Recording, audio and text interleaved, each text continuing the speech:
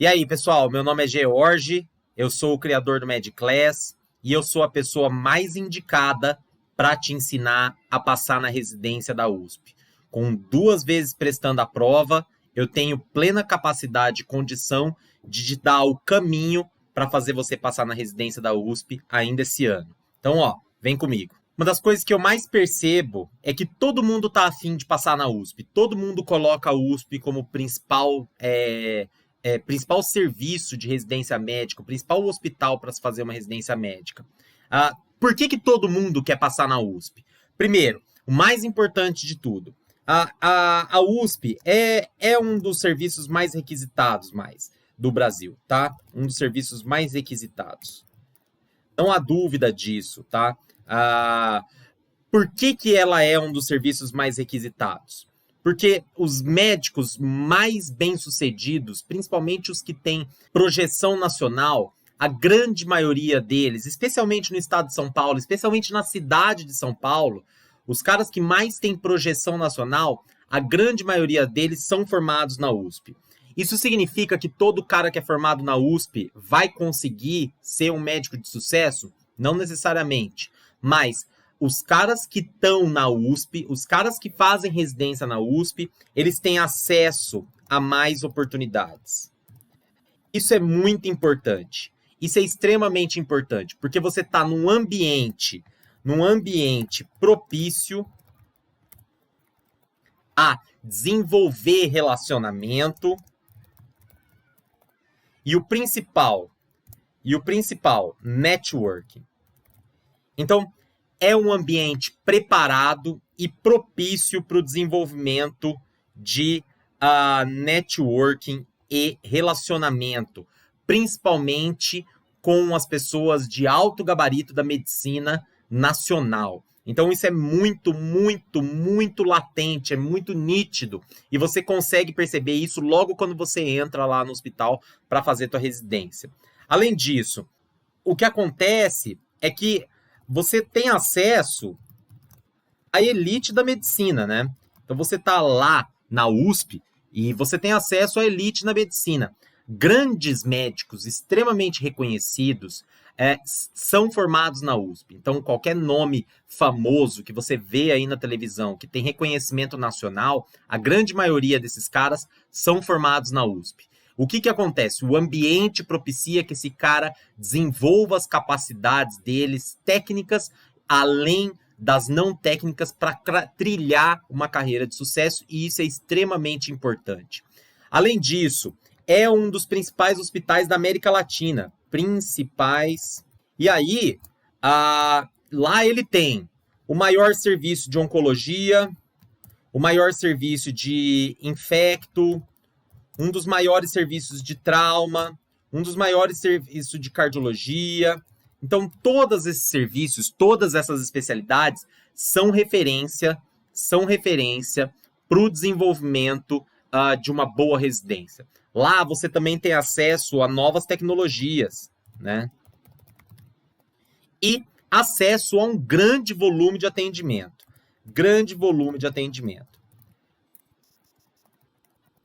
Outra coisa muito importante é você entender por que a maioria das pessoas não passam na USP, né? Isso é muito importante, porque se fosse fácil assim, qualquer um passaria. E a gente identifica que isso não é uma realidade. A gente vê que não é a maioria das pessoas que passam na USP, apesar de ser a primeira opção, né? É a primeira opção da maioria das pessoas. Se o cara tiver que falar qual é a residência dos seus sonhos, qual é a residência dos seus sonhos? É a USP, né? Qual é a residência dos seus sonhos? É a USP. Todo mundo fala isso. Eu quero prestar USP, eu quero fazer USP, eu quero passar na USP. Minha primeira opção é USP. Inclusive, quem são das faculdades grandes lá do estado de São Paulo e que já tem um serviço próprio de residência médica, a maioria dessas pessoas também tem interesse de que eles consigam passar na residência da USP. É realmente a residência dos sonhos da maioria dos estudantes de medicina que estão no 5º e no 6º ano. O grande problema é Por que não é todo mundo que é capaz de passar? O principal motivo pelo qual as pessoas não são capazes de passar na USP é que nenhuma faculdade te treina de verdade para prestar uma prova. Nenhuma faculdade te treina de verdade para prestar uma prova de residência, né? E isso é muito importante. Nem a minha prova de residência, nem a minha faculdade ensinou a prestar prova de residência, e muito provavelmente a tua também não vai te ensinar a passar na residência. Além disso, o cursinho te nivela por baixo. Ora, se você aprende o que todo mundo sabe, você tem a mesma aula que a grande maioria das pessoas tem, o que vai fazer você diferente? O que vai fazer você passar numa prova que é extremamente requisitada e que é a prova de primeira opção da maioria das pessoas que vão prestá-las? Ou seja, você precisa criar para você mesmo uma capacidade, um método, né, de desenvolver para você uma oportunidade de ter mais chances de passar na residência médica. Isso é extremamente importante. Então, qual é o método que você vai desenvolver? Qual é o método? Você precisa ter um método. Você precisa desenvolver um método. Além disso, não é culpa sua. Não é culpa sua. Isso é muito importante, você não precisa colocar nenhuma carga, nenhum volume de responsabilidade em cima das suas costas, uma responsabilidade que já é além do necessário. Você não precisa disso, você não precisa se culpar pelo fato de você não estar preparado suficientemente para passar na residência da USP. Além disso, as altas cargas de conteúdo e de trabalho do internato também te impossibilitam de você colocar uma estratégia, um método em ação para você efetivamente passar na residência da USP. Isso é extremamente importante e isso tem que colocar em evidência para você entender, para você começar a perceber qual é realmente a melhor forma para você aumentar as suas chances para passar na residência da USP. Então, o que falta para você é método, uma estratégia bem definida, com um roteiro e um passo a passo de como você vai fazer para passar na residência da USP. Eu tenho uma estratégia e eu vou mostrar para você, dentro do MedClass, como é que nós vamos trilhar um caminho de sucesso rumo à aprovação na Faculdade de Medicina da USP, que é a principal e a mais importante residência do Brasil. Deixa eu te mostrar. Cerca de 10% das questões repetem de um ano para o outro. E eu vou mostrar aqui para você entender o que eu estou falando. Olha só, essa aqui é a nossa planilha de incidência que a gente compartilha com você lá dentro para os alunos do MedClass. A gente mostra aqui quais são os temas separados por especialidades que mais caem nas provas do ano de 2018 a 2020 na USP. E eu quero mostrar um negócio muito legal para você. Cirurgia geral, olha só que legal aqui. Esses aqui são os temas mais cobrados na prova de cirurgia geral da USP nos últimos 3 anos. Olha lá, cuidados perioperatórios, eles caíram em cerca de 3,8% das questões e teve uma recorrência de 3 anos. Trauma abdominal, olha só como trauma abdominal cai na prova da USP. E eu vou provar para você. Caiu nos 3 últimos anos. Não existe a possibilidade de você entrar numa prova da USP sem saber trauma abdominal. E eu vou mostrar aqui para você. Olha só que legal. Tá aqui, olha. A USP, ela tem um padrão de cobrança. Tá aqui, um trauma abdominal de uma pessoa vítima de um atropelamento de motocicleta. Ela mostra um exame de imagem, uma tomografia e pede a conduta. Aqui, você tem que saber reconhecer o trauma, reconhecer o problema através do exame de imagem e saber qual é a conduta para o tipo de trauma. É muito típico de uma prova de residência da USP. Quer ver como é típico? Vou mostrar para você. De novo, a mesma questão que caiu agora, esse ano. Uma paciente vítima de trauma, atropelamento de automóvel. Então, olha só, esse é atropelamento de motocicleta, esse é atropelamento de automóvel. Um exame de imagem, uma tomografia, na emergência, e ele pede qual é a melhor conduta. Não existe a possibilidade de você entrar numa prova de residência da USP sem saber trauma abdominal. Não existe a possibilidade. Além disso, a prova da USP, ela cobra muito exame de imagem. Olha só, eu vou te mostrar aqui um exemplo muito típico da prova de 2019. Esses são os exames de imagem cobrados na prova só de cirurgia. Olha aqui o tanto de exame de imagem. Esses são os exames de imagem que foram cobrados na prova de cirurgia. Veja, você tem que saber muito bem de raio-x de tórax e abdômen e muito bem de tomografia de tórax e abdômen, principalmente relacionado a trauma e procedimentos. Veja, das 20 questões de cirurgia geral da prova da USP do R1, 8 tiveram exames de imagem para ser analisados. Isso na prova de 2019. Será que isso se repetiu como um padrão na prova de 2020? Vamos ver. Tá aqui, olha. Essas são as imagens que foram cobradas na prova de residência de 2020 para acesso direto agora para você. Das 20 questões, se você levar em consideração aqui que a gente tem 3, das 20 questões cobradas, 7 questões têm exame de imagem. Não tem como você entrar para uma prova de residência da USP sem dominar exames de imagem, principalmente tomografia e raio-x, e principalmente tomografia e raio-x, abdômen e tórax relacionado a trauma. Isso é muito importante. Olha só, a gente se entrega para você uma taxa de incidência com os temas mais cobrados na prova de GO da residência da USP.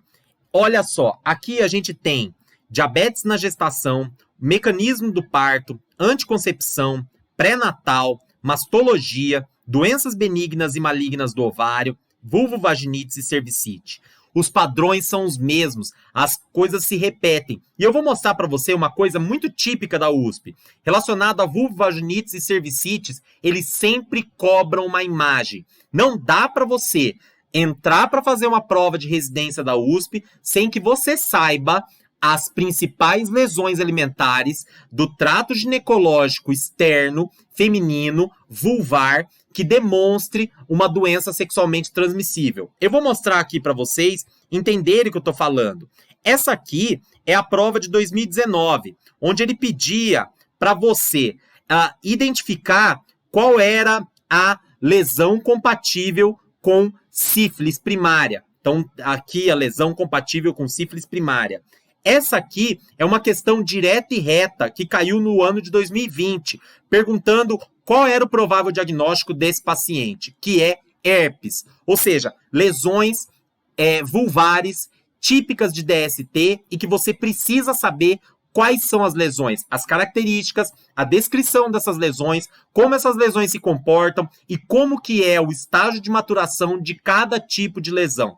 Esse tipo de padrão se repete na prova da USP e não existe a possibilidade de você ir até uma prova da USP sem que você saiba disso e sem que você esteja 100% preparado. É o seguinte, isso aqui é o que a gente entrega para vocês em ordem de incidência dos últimos 3 anos do que caiu em pediatria na prova da USP.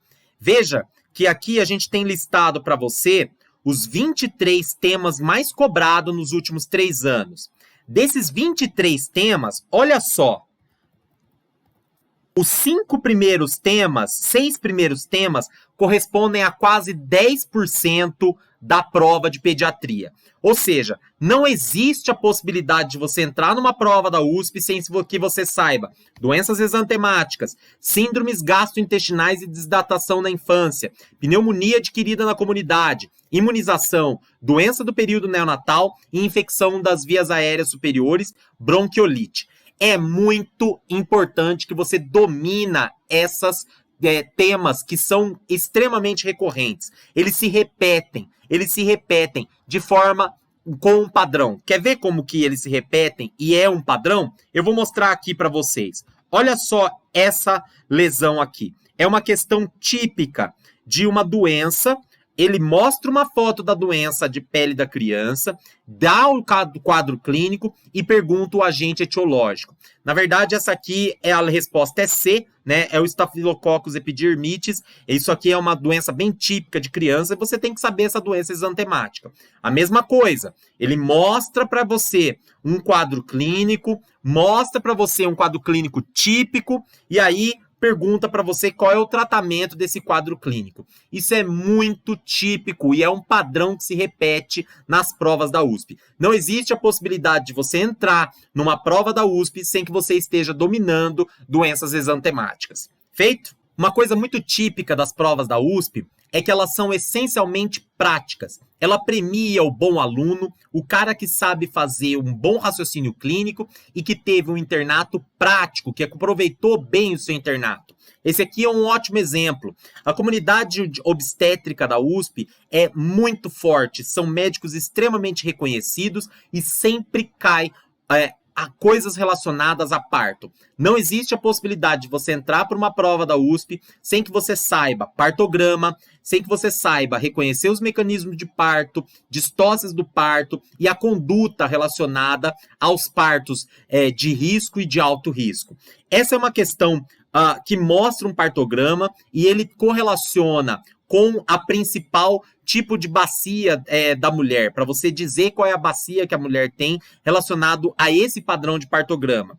A mesma coisa aqui, na questão dissertativa, ele cobrou de novo um partograma. Ou seja, em 2018 caíram 2 partogramas na prova de GO. Você tem que saber, não existe a possibilidade de você não saber. E veja que esses partogramas são partogramas retirados da clínica dos meninos lá do HC. Ou seja, provavelmente quem fez isso foi um aluno ou foi um residente do próprio hospital do HC. Por quê? Porque eles premiam quem já preencheu isso, quem já esteve no ambiente prático, quem já participou do ambiente prático. E como eu quero demonstrar que eu estou falando a real para vocês, em 2020, a mesma coisa, um partograma e ainda coloca para você um cardiotoco para você analisar, para você tomar a conduta. Isso é uma questão discursiva aí de 2020, certo? Outra coisa muito típica da prova da USP é que eles gostam de correlacionar as matérias básicas com fisiopatologia, raciocínio clínico, diagnóstico e conduta. O aluno que passa na USP, o aluno que vai bem na prova da USP, é o aluno que é completo, que sabe de tudo, que sabe bastante de cadeira básica, sabe bastante de fisiopatologia e sabe bastante de raciocínio clínico, diagnóstico e conduta. Não é uma prova decoreba, é uma prova para um cara que fez uma medicina onde ele teve acesso à prática, onde ele teve acesso ao internato, onde ele teve acesso ao paciente, e ele premia esse aluno. Veja esse exemplo aqui da prova de 2008, da questão discursiva. Ele mostra uma lâmina de uma doença granulomatosa, de uma tuberculose, de um paciente que morreu de tuberculose. E aí veja também como essa questão ela é intercalada, ela é interseccionada, ou seja, ela dá a lâmina, você tem que saber reconhecer aqui o granuloma, a célula granulomatosa, a célula gigante multinuclear, você tem que saber reconhecer a necrose, entender o que está acontecendo com esse paciente e ainda saber quais são as sequências de eventos que fizeram com que o paciente falecesse. Isso é muito típico da USP. Eles fazem uma colcha de a fazer uma intersecção do conhecimento e agregar isso tudo para que você consiga atender o paciente de forma adequada. Uma coisa muito típica da prova da USP é que ela reconhece padrões. Você consegue reconhecer os padrões. Essa é a planilha que a gente entrega para você se você entrar nessa nova turma que nós vamos abrir agora em novembro. Veja, entre as questões na clínica médica, os temas que mais aparecem são cerca de 50 temas. Esses são os temas que mais recorrentes nas provas de 2018 até 2020. Veja que legal. Em endocrinologia, que é uma sub-área da endócrino que mais cai e o que se repetiu nos últimos 3 anos e representa quase 2% das questões dos últimos 3 anos, é diabetes mellitus e suas complicações. Olha só como é interessante o jeito que eles cobram relacionado a diabetes mellitus. Eles não cobram tipicamente na prova de clínica médica. Eles cobram, olha só, em 2019, eles cobram diabetes gestacional, eles cobram complicação de diabetes, né, pé diabético, eles cobram em 2020 o diagnóstico pré-natal de diabetes, diabetes gestacional, depois diabetes em crianças, diabetes em recém-nascidos. Veja que a diabetes, apesar de estar extremamente recorrente, ela não cai só na prova de clínica, ela cai na prova de pediatria e de ginecologia e na prova de preventiva também. Você tem que saber diabetes e entender que isso pode cair nas grandes áreas da sua prova. Não existe a possibilidade de você ir para uma prova de residência da USP sem que você tenha dominado tudo relacionado a diabetes mellitus. Eu sei que o seu maior objetivo é passar na residência da USP, a prova mais cobiçada da América Latina. Mas eu sei também que muito provavelmente você não vai conseguir passar. E a culpa não é sua. O fato de você ter uma alta carga de trabalho durante o seu internato e o fato da sua faculdade não te preparar para uma prova tão específica diminui suas chances. É pensando em gente como você que eu preparei uma análise completa sobre as 3 últimas provas da USP, tentando demonstrar para você um padrão. Depois de você assistir essas aulas, é certeza que a sua chance de passar na USP vai aumentar. É por isso que eu te convido para uma Masterclass que vai acontecer ao vivo, online e de graça no dia 9 de novembro, às 8 horas da noite. Um grande abraço. Tchau!